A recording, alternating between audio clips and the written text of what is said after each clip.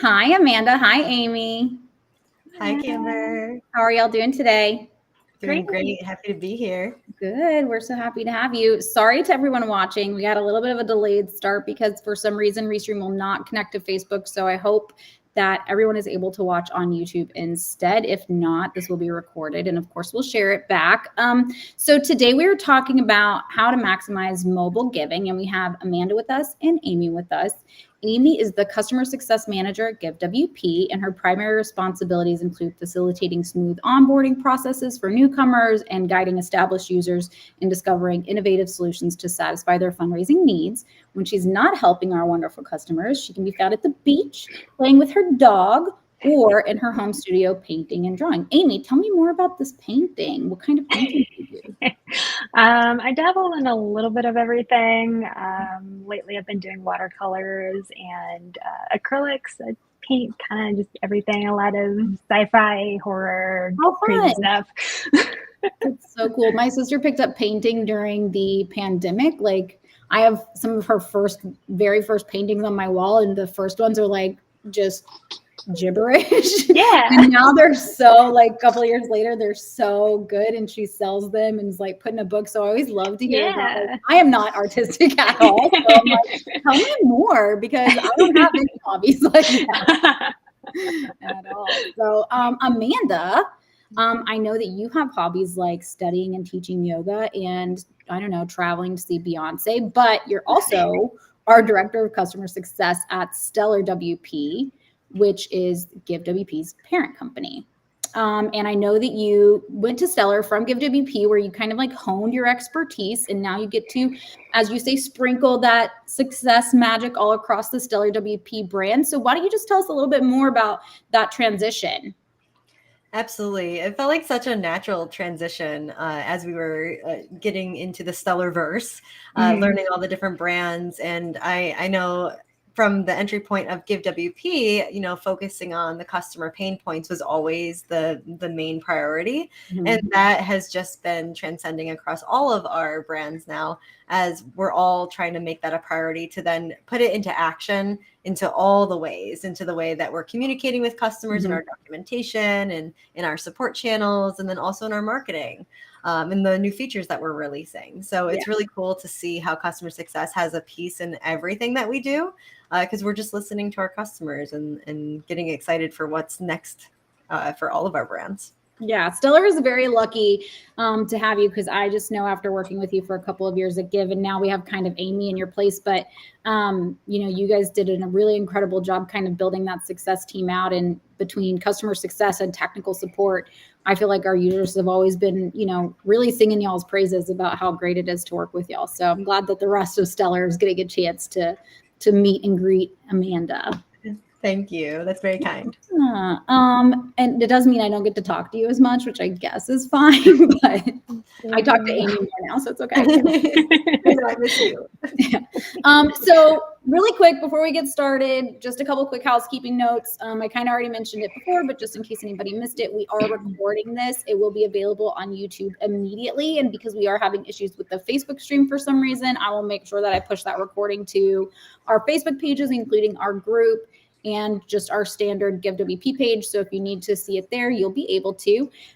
So like I said, today we're talking about mobile giving, which in our definition, when we're talking about mobile giving, it pretty much includes any way that a donor could support your organization using a mobile device. So whether that's their phone or a tablet, it's giving through a mobile wallet, it's giving by text message, we're talking about mobile responsive forms, pretty much any way that they can connect with your organization and give using their mobile device. So Amanda, something like a quarter of donors complete their donations on a mobile device, which is like, that's a lot of people. And for that to happen, that means your organization's donation form must be mobily responsive. So what are some best practices for mobile donation forms? And then is GiveWP natively mobile responsive? Yeah, great question. So if a big portion of your donor base is going to be coming from this format, starting early in your strategy, making that consideration as you're developing what online giving looks like for your organization is crucial, right? So all the way from how you're actually going to be asking donors, Mhm. and where are they going to land on your website, or where are you sending them from social media and email marketing. So having that in mind early on in the early planning stages is crucial, because then you can make decisions along the way of what platforms are going to best support you and what the actual page is going to look like to optimize giving. Because on a smaller screen, you need to make sure that things are easily readable, that it's easy to click the donate button, or even just to fill out the form itself. Make sure that everything is as accessible as possible. And making sure that you're only asking for what you absolutely need on a mobile device. It can get tricky with campaigns that are a little bit more complex. You might need more information from your donors, but maybe you're not emphasizing mobile giving in those particular scenarios. So you kind of got to get a little bit more specific about where your strategy is focused and understanding where your donors are coming from. To answer your second question, GiveWP is absolutely mobile responsive. So any form that you put on your website for any campaign that you create is going to be inherently mobile responsive in any of the form templates that you use. The 3.0 forms in particular are excellent on a mobile device, and it'll have the features that you need to optimize giving, to ask for what you need and get them through the finish line. So you mentioned asking for as little as information as possible on your forms, especially if you're pushing heavy on a mobile campaign. What would you think about, like, okay, we're like, maybe when you give this amount, you get this t-shirt. So then you need to collect their size, or you need to collect their shipping address. Would you say that it would be maybe more ideal to collect that information after the fact, like in an email automated series where it's like, hey, you gave, now you get a shirt, please check your size and give us your address? That way they're just getting through that checkout a little bit faster, or is that something that's like maybe not a good idea? I think it depends on how much of a requirement that information is for your campaign, and how well you know your donor base. Are they going to follow through on that request? Are they checking their email and checking their notifications enough? Are they engaged with your organization in a Facebook community or in a different kind of community where you can kind of make sure that you're able to get that information in a timely manner? I think those are some considerations, but if you're more interested in just getting registrations or getting those donors to complete the form, then yes, asking for less information is ideal up front, and worrying about then the logistics of running the event or whatever it is you're going to be doing with the information after the fact definitely makes sense. And I do like that approach, because then you're engaging them in a conversation continuously as you're gearing up for an event or for whatever your milestone is. So it does give you a reason for your donors to engage back with you, to provide information to confirm their involvement. And as a side note, kind of about what you're saying, I think I heard more this year than I've heard in previous years that Giving Tuesday was like only the second time they'd heard from an organization since the first time they gave. So we're missing a lot of that, like, nurturing and relationship building between the first time they give, and maybe it's months before you reach back out. And then of course the next question is another ask. So having these additional touch points is so important, I think. And I think that that's kind of where and I understand, we obviously understand there's a lack of resources sometimes, but that is so important. So having that extra touch point is probably a really great thing to do if you can actually like complete those touch points. And a touch point that isn't, I just want to add to that, because that's such a great point, a touch point that isn't asking for a donation. You know, because if we're only reaching out to folks when we're asking them to give, then we're, you know, maybe contributing to donor fatigue. And instead, it feels so transactional. Yes. And instead, maybe when you're asking for their t-shirt size, you can say, why are you joining this event, or who are you bringing with you, and ask some more personal questions to get them connected to the cause. Yeah, absolutely. That's a really good point. Amanda, you mentioned 3.0. So Amy, I want to ask you about a couple of new things that we brought into 3.0, which a big part of it was Stripe payment element, which we brought to core.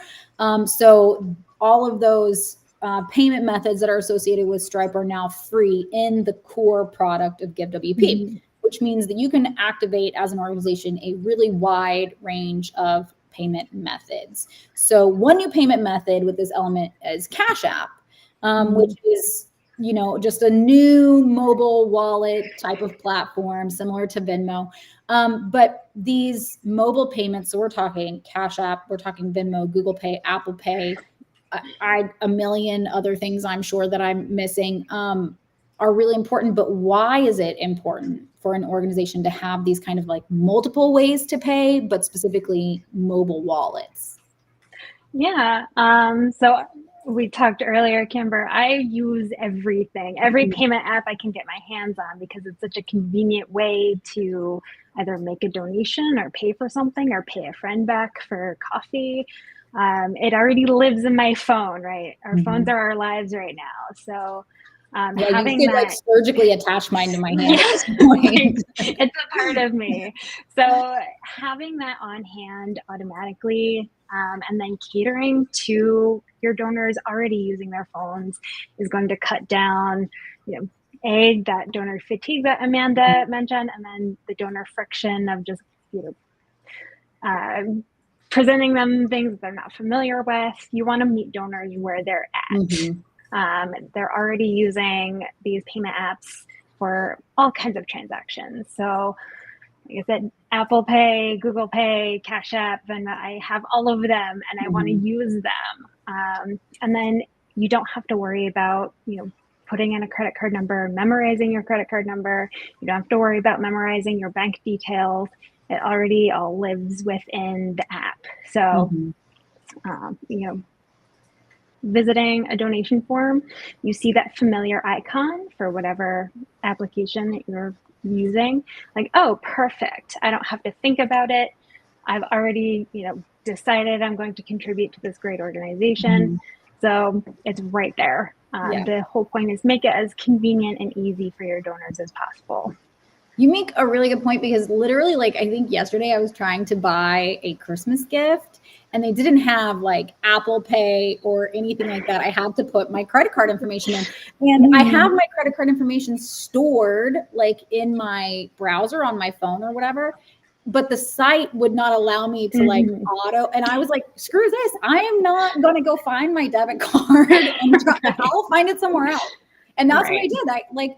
I was telling you when we were sitting kind of behind the scenes earlier, my phone wallet has everything. I use Apple Pay, my credit card's in there, my debit cards are there, my insurance card is there, everything is there. And if I have to go hunt down my debit card because I don't keep it on me, I'm probably just gonna like find a different way to buy that thing, or not buy that thing at all.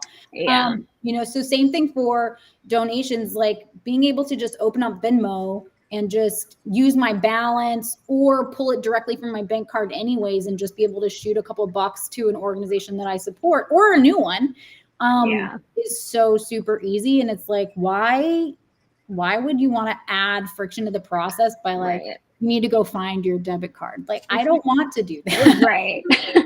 Exactly. And I know it sounds like very first world problems, but like, I literally was like, I don't know where it is because I don't keep it on me. You know, my phone has everything I need, and I keep my driver's license in my car. So like having to track that down, I was like, I'm not doing this at all. It sort of signals to donors too that your organization is on the up and up with technology, which gives like a felt sense of security as well. Because when I see people that have mobile giving options, I'm like, oh yeah, you're on, you know what you're doing. I trust you. Like there's a trust there because like you do use them every day if you are a mobile wallet user. So then you have this like association with like, oh, this is simple. I don't need to second guess the donation or this contribution that I've already said yes to. Is it secure? Yeah, 100%. Yeah, you know, if you're sending something through Venmo, Cash App, Apple Pay, like there is a level of security there that you know just exists right off the bat based on you know, the companies that have created those things, versus, not that I'm saying, you know, people are not safe with their credit card information, but there is just that extra layer where it's like, oh, okay, I know this is going to be fine. So I want to talk about Venmo a little bit more specifically because Venmo is owned by PayPal, which was very confusing when we first rolled out Venmo because when like I, as a donor, donate to an organization through Venmo, it doesn't go to a Venmo account, it goes to their PayPal account. So that was like a whole thing. And I remember having to like really kind of break that down for people, because it was like, wait, we didn't even know Venmo is owned by PayPal.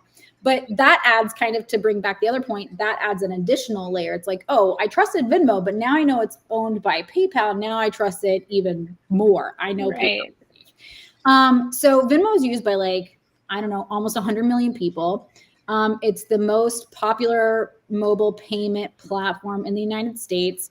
And according to research from an independent study that was conducted by PayPal, using PayPal and Venmo on your donation forms can increase it by 32%, which is a huge number, can increase your donations by 32%. So that's a huge number. But just to kind of go back to what I said in the beginning, how easy is it on the back end to use Venmo, and how does that work with that like PayPal connection? They just go in and toggle, or what's the deal there? Yeah. So once you connect your PayPal account through your GiveWP forms, it's literally a radio button you click, like, yep, accept Venmo. Like, it's that easy. And then for the donor, if they have a Venmo, have the Venmo app installed on their phone, then usually it'll show right up when they're on the form. There's not a whole lot extra you have to do. Amanda, if you want to speak to some of the more behind the scenes for that. That's about it. On the GiveWP side, it's literally just a check of a box and you're good to go. I mean, obviously, we recommend that people troubleshoot. I'd say that would probably be the most time-consuming part, that this process that is zero time. Like, the only time you're spending is just making sure that it is working when it's supposed to. Yeah, you got to spend 2 minutes and send a test donation or something. Yeah. Send it to a couple friends that use Venmo. Make sure that they're checking it out on different devices and making sure that it's behaving as it should. And then also checking your PayPal reports so that you kind of know what to look out for, to make sure that you can maybe identify donations that are coming from Venmo versus other sources. And if you have like a specific give form that you have Venmo on, or a mobile giving form that you're really like gearing people towards to use Venmo, you could always name that form something different or add a tag or category to it and Give, and that would show up within your PayPal reports. That makes a lot of sense. There's one other thing, and this isn't necessarily a question, this is more for people watching. It's just kind of a side note about Venmo, which is that charitable organizations have the ability to create a charity profile with Venmo, which gives those organizations access to obviously nearly 100 million Venmo users.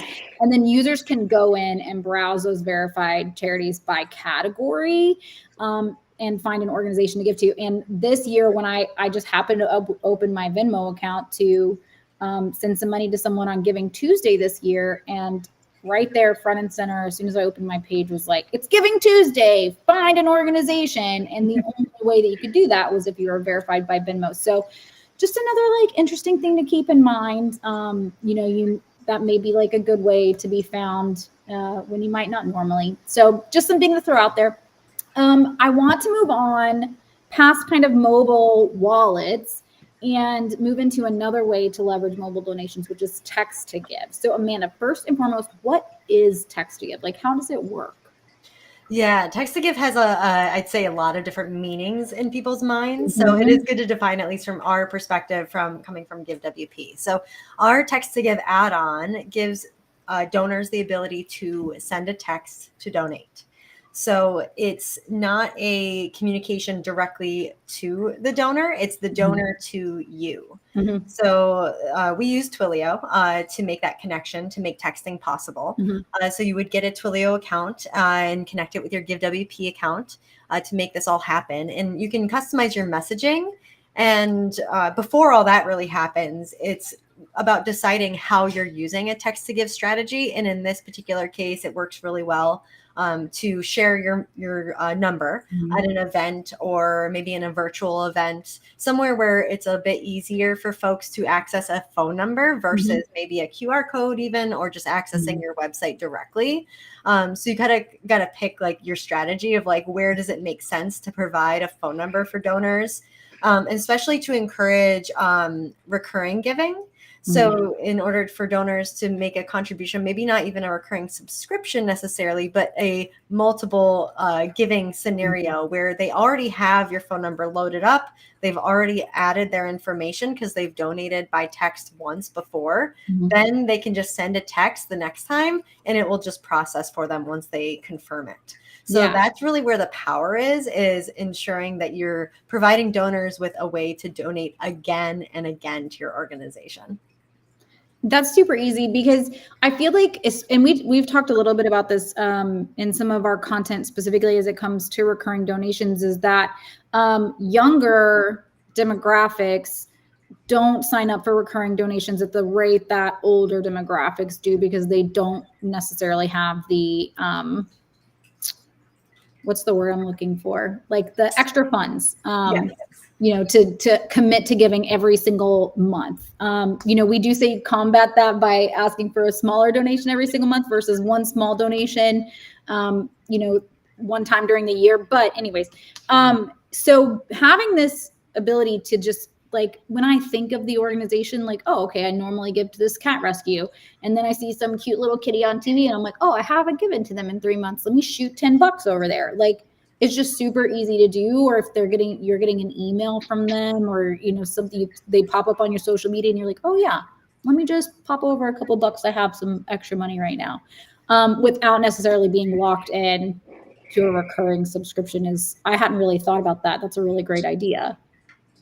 Yeah, I think it does make it more accessible, and it does present those opportunities, like you said, to utilize social media or email marketing to create these like urgent felt needs, and to appeal to an audience that isn't your recurring donor audience, because Text to Give isn't for, I would say, getting recurring donors at this time. It's more for this audience of being able to tap into their heartstrings, or, you know, those needs that come up where you can really connect with them at that moment. Yeah. Like if there's, so when you say that needs that come up, I feel like we're kind of starting to encroach on the next question, which is fine. We'll just kind of start moving into reasons that you should have Text to Give. But, you know, when you're talking about a need, so in my mind, that conjures up like there was a disaster. Okay. So like when Hurricane Ian hit here, people were I started a drive for money and gas and food and to get to people. But is that what you mean? Like there's an urgent need, and then you have this super easy ability for people to just like send some money over. You don't have to get online. You don't have to fill out a form. You don't have to like you can just send the money. Is that what you mean? Yeah, totally. I think that's a perfect use case. And to have that in your back pocket for when those needs arise, so that you're not, again, attributing to any donor fatigue. You're not asking too much in that particular venue. And knowing what audience is going to be more willing to do a text to donate, because it does give less, they have to be pretty close to your organization to be willing to do that, right? Because on a donation page, you have a more opportunity to tell your story, to get them in the door a little bit and welcome them and show them how you're going to be using donations. With texting, you still can do that, because the messaging, when they first text your organization, it can be very informational based at first. You can customize your Text to Give options so that it's more representative of why this text is going to impact the organization in a really powerful way. So getting really clear in your messaging, but in a short, really efficient way. Snack-sized message. Yes, exactly. I think that can be really powerful, but it is to be used in a very specific way, I think. Yeah. And I think that's something to remember. And I think we talk about this probably every other Give Live, which is that, yes, you're a nonprofit organization, but at the end of the day, you're an e-commerce company, right? So when we're talking about things like Text to Give, that's SMS marketing at the end of the day, right? So when people opt in to give through Text to Give, and this is the same for, like, I get text messages from one brand and one brand only, because I want to know what is going on at all times with them. Is there a sale? Did you get new stuff? What's happening? Because I am like very close with that brand. It is something I wear daily. It's whatever. So that's something to like really remember, is that, hold on one second. Catherine, please. Be quiet. I am. Sorry, she just came home from school, opening book bags and stuff. So anyways, it's something really important to remember is that you still have to nurture people and remember that these probably are like your biggest ambassadors and they may not be giving recurring, or maybe they already are, but they're shooting over a couple extra dollars when you need it. I think another thing is we talk about Giving Tuesday as like the penultimate giving day, which of course it is important, but the last 3 days of the year actually like supersede Giving Tuesday by, I mean, like I think 40% of annual donations come in December, and then like 20% of that comes in the last 3 days. So those are people who may not have like the biggest passion connection to your cause because they're mostly going for a tax break at that point. But even those last 3 days are a good time to remember like, hey, fiscal year is coming to a close. Have you given to your favorite organization yet? Shoot them a little email. What are some other like reasons or use cases for text to give that can just, you know, really drive it home that it should be part of a fundraising strategy? I think it depends on the contributor or the folks that are being benefited by the donations and how you can leverage your messaging there. Like my good friend runs a cat rescue. So when there's like a really urgent need of an animal that is maybe looking at needing an emergency surgery, or there's something time sensitive, that would be a good reason to send out a blast or put on social media like, hey, this is really an urgent ask. We're looking for donations by such and such a date or time, and kind of giving a little bit of a felt sense of urgency for that. And just using it as a way to diversify your means for giving. So maybe it is just an option that's kind of there for you and you find opportunities to utilize it while also maintaining a general giving form on your website, with a little bit more storytelling behind it. And you've got your other means of email marketing to kind of get people to the right campaigns. So I think it fits in the puzzle piece of multiple ways of collecting donations. And then you can kind of find what works best for your organization. If that makes Amy, sense. do you have anything to add about text to give that you want to kind of like throw out there or make special note of? Yeah, I was thinking about how, you know, kind of what Amanda already touched on, like when it makes sense to use text to give, maybe not necessarily for like everyday general donations, but I like the example of when you have an in-person event and you have like, you know, projector, you just want to put the phone number up on the screen, like, hey, text your donation amount to this number, etc. The donor can go through that really quickly and then get back to enjoying the event. They're not sitting there filling out a form, reading a whole long, you know, paragraph after paragraph about your organization. They're already at the event to support you. So having that like easy, accessible way to like, oh yeah, I haven't given them a donation yet. Or like, oh, I should then, you know, let my friend know because they can't be here in person, but they would have loved to contribute.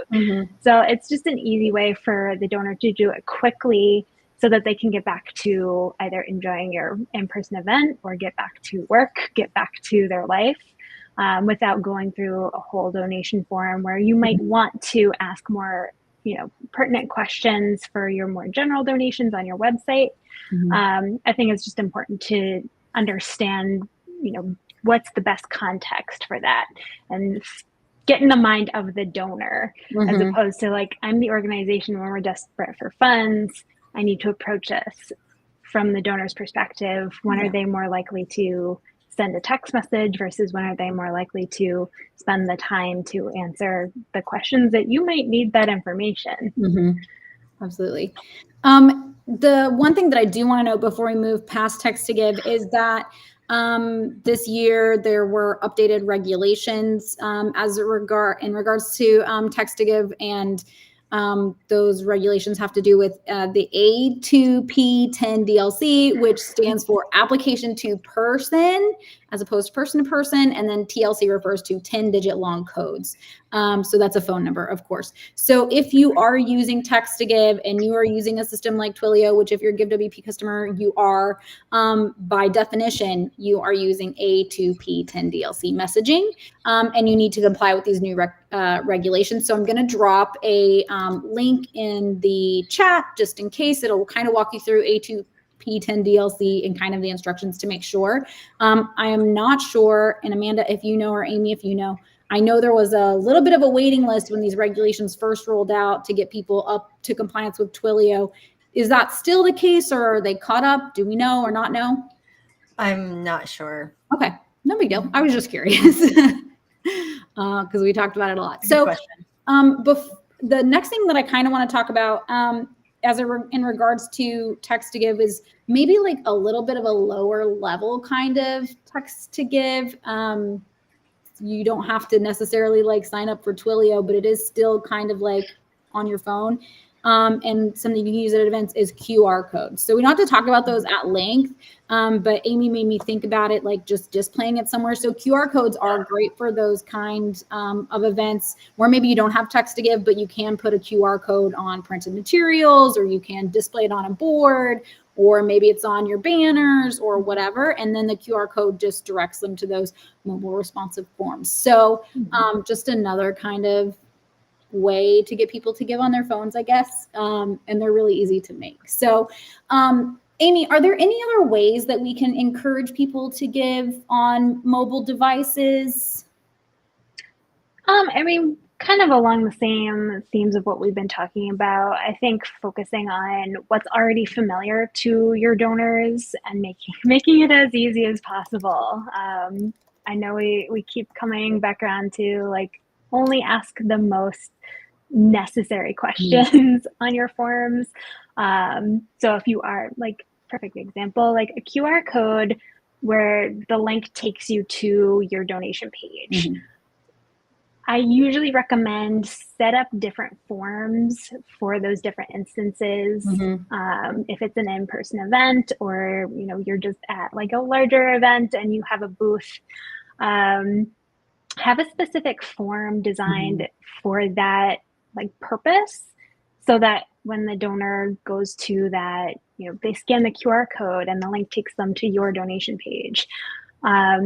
You can be strategic about what questions you're asking to the event goers versus your like longtime site visitors. You want to really keep in mind who your demographic is.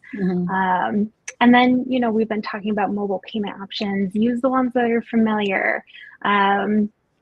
We've already talked about Venmo and PayPal. Like, people know these names. They're household names. They're not necessarily going to recognize like what credit card, they'll see like, oh, I could put in a credit card. I don't know what processor they're using. Oh, but I see PayPal, or I see Cash App. Then they know exactly, who that processor is. And then, that's kind of like, Amanda already kind of touched on one of the points I wanted to make was, be strategic about, who you're targeting, and what questions you want to ask of those specific donors.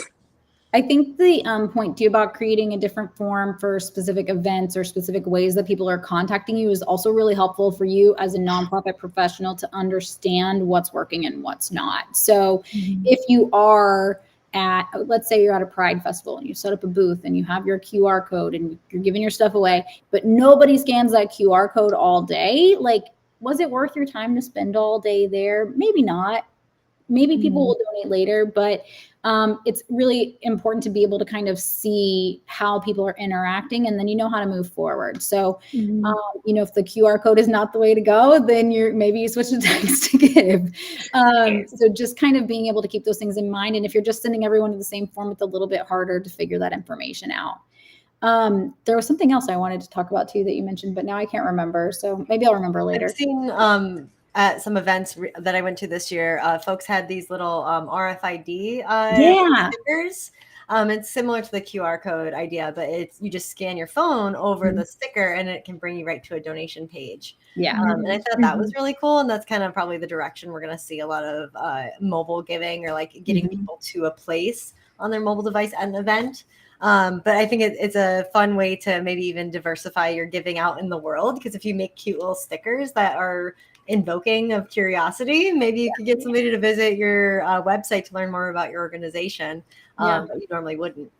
That's a really good point. And what you said about diversifying reminded me of what I was going to say a second ago. So just before we kind of move on, to Amy's point, people use different types of mobile wallets, and specifically, like, I just want to talk about Venmo versus Cash App really quick.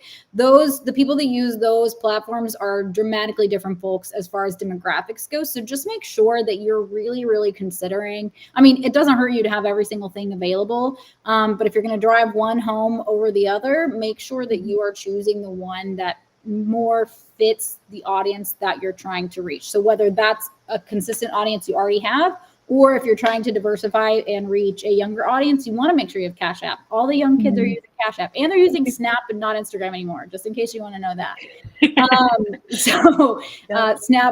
Snapchat actually announced today that their user base has surpassed Instagram. So I was like, I didn't even know the kids use Snapchat, but my kid's on it all the time. So yeah, just kind of keep that in mind. It's kind of goes back to the same thing about the QR codes or text to give, just being able to kind of disseminate that data that you get and that information that you have, and then making sure that you're using it strategically across your fundraising strategy is super important. And if I could interject one more thing. So one of the cool things with a lot of our integrations with these is you can have all of these different like payment methods like available, but they're only going to show up if the donor has that application. So they're not going to be like bombarded with a whole bunch of different options necessarily. If they have multiples, they might see a few different options, but having both Venmo and Cash App, well, they're only going to display for the donor that has one or the other. So it's a kind of an interesting approach to see, like, okay, which ones are we getting the most donations from? Is that telling us who our donors are? So it's just kind of a fun little like weight lifted, so that you're not throwing too many options at your donors. They're only going to see what they need to see. I actually didn't know that, so that's like really good to know. I mean, I obviously assumed Google Pay probably wouldn't show up on my iPhone, but I didn't really realize that if I didn't have Cash App, it wouldn't show Cash App. I guess I just kind of thought it would show up if it was toggled on. Oh, good to know. Okay, you learn something new every day. Don't mind me. I've only been working here 2 years. It's fine.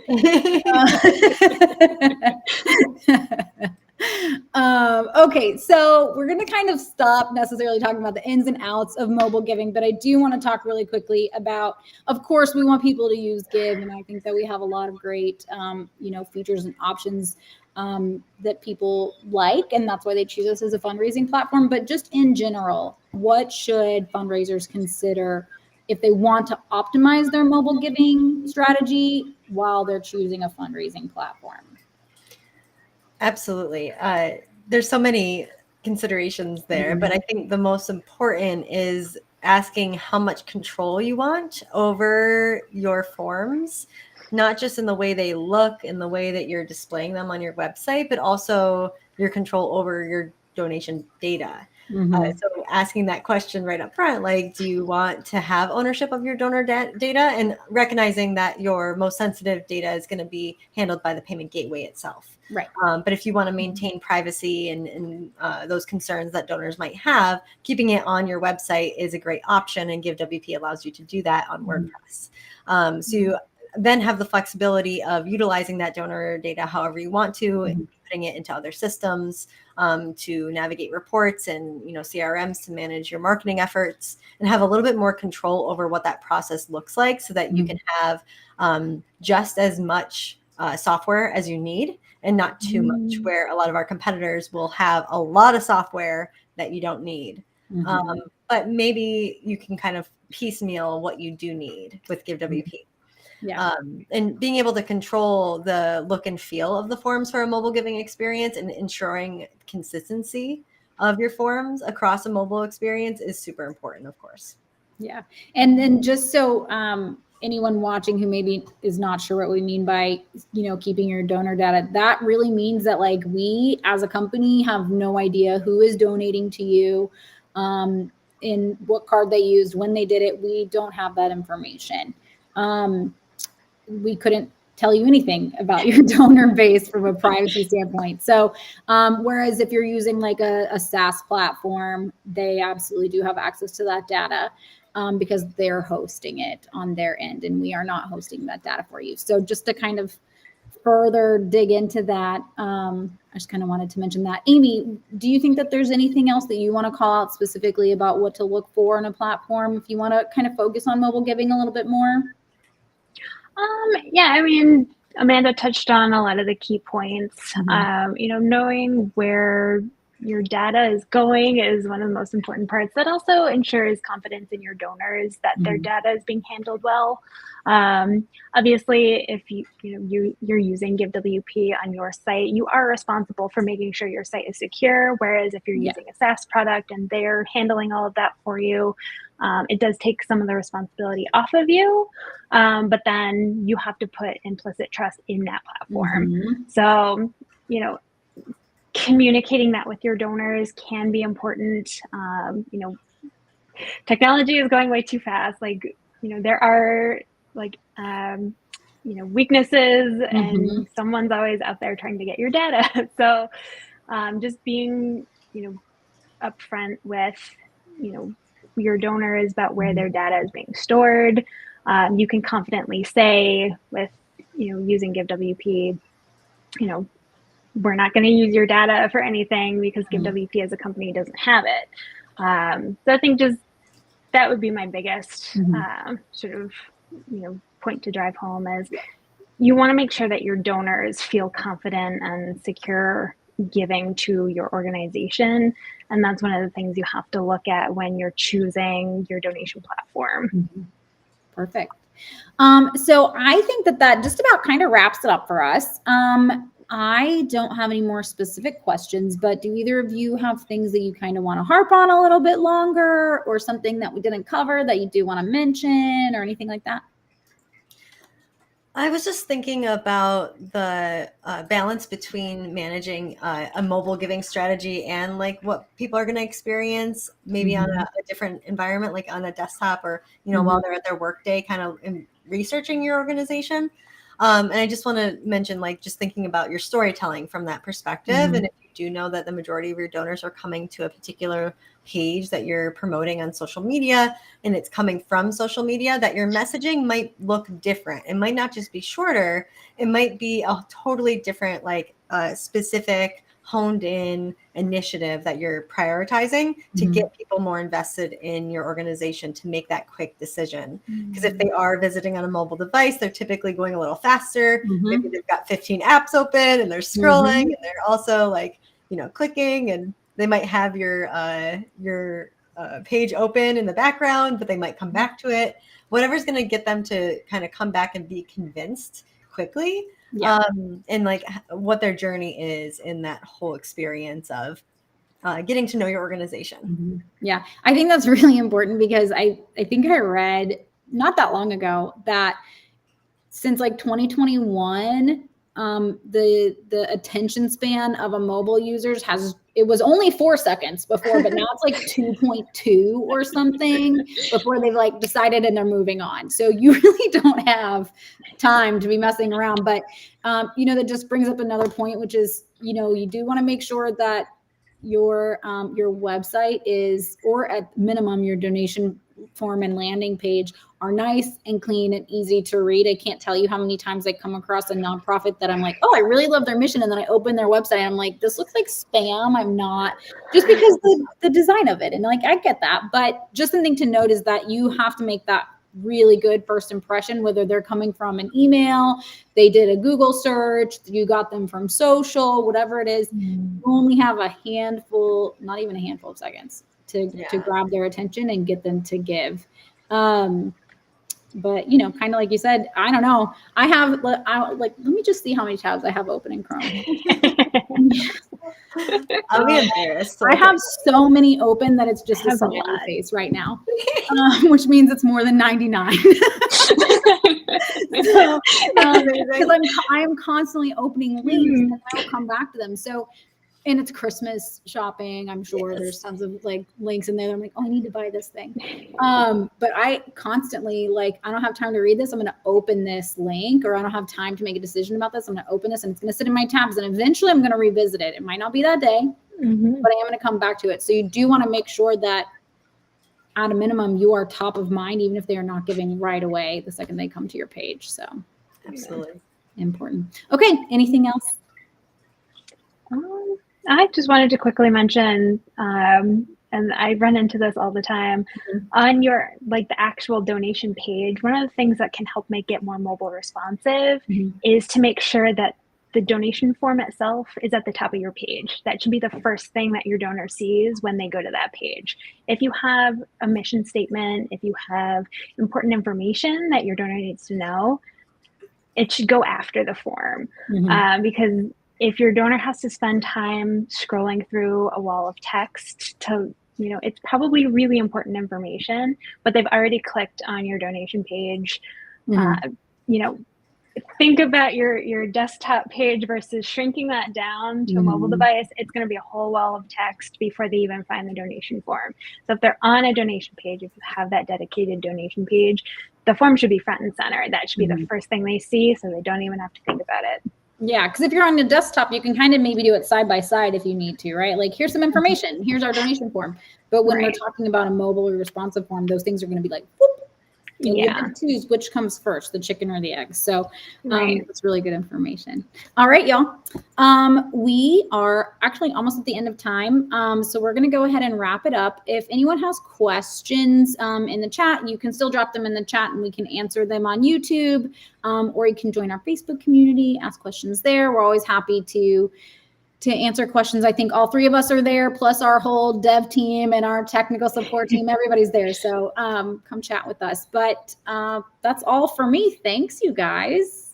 Thank you. See y'all on Slack. Bye.